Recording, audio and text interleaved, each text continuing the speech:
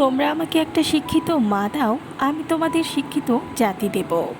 কোনো কালে একা হয়নি কো জয়ী, পুরুষের তরবারি প্রেরণা দিয়েছে, শক্তি দিয়েছে বিজয় লক্ষ্মী নারী।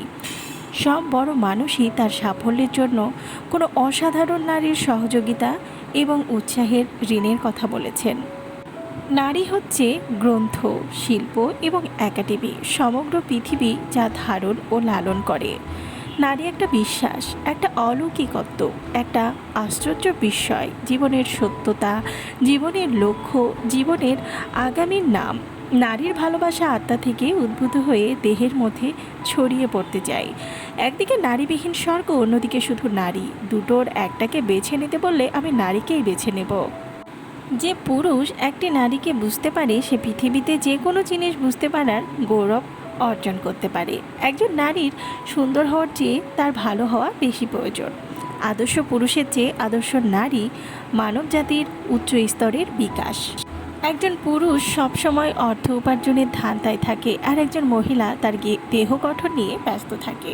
নারী ভালোবাসার জন্য, জানার জন্য নয়। নারী সহজেই দেহকে অনাবৃত করতে পারে, কিন্তু হৃদয়ের আবরণ খসাতে সবসময় ব্যর্থ হয়। নারীর বয়স তার দেহে, আর পুরুষের বয়স তার মনে। চোখের সামনে আমার মেয়ে বড় হচ্ছে, কিন্তু সামাজিক নিয়মের বেড়াজালে আমার হাত পা বাঁধা। মা হল স্নেহের ভাণ্ডার, যা কখনো নিঃশেষ হয় না। বিশ্বে যা কিছু মহান সৃষ্টি চিরকল্যাণকর, অর্ধেক তার করিয়াছে নারী, অর্ধেক তার নর। বিশ্বে যা কিছু এলো পাপ তাপ বেদনা অষ্ট বাড়ি, অর্ধেক তার আনিয়াছে নর, অর্ধেক তার নারী। নারী হচ্ছে টি ব্যাগের মতো, গরম জলে দেওয়ার আগে তুমি বুঝতে পারবে না সে কতটা শক্তিশালী। মাতৃত্ব শুধু শক্তি যোগায় না, এটা মনে শান্তিও আনে। তুমি নারী বলে দুর্বল, এটা কখনোই কাউকে বলবে না। আমাদের সমাজে নারীরাই ভবিষ্যতের মা, তাই তাদের উন্নতির দিকে নজর দেওয়াই সবচেয়ে গুরুত্বপূর্ণ। নারীর সাহায্যে, তার চিন্তাশীলতা ও সচেতনতায় নব সমাজের নির্মাণ সুদৃঢ় হতে পারে।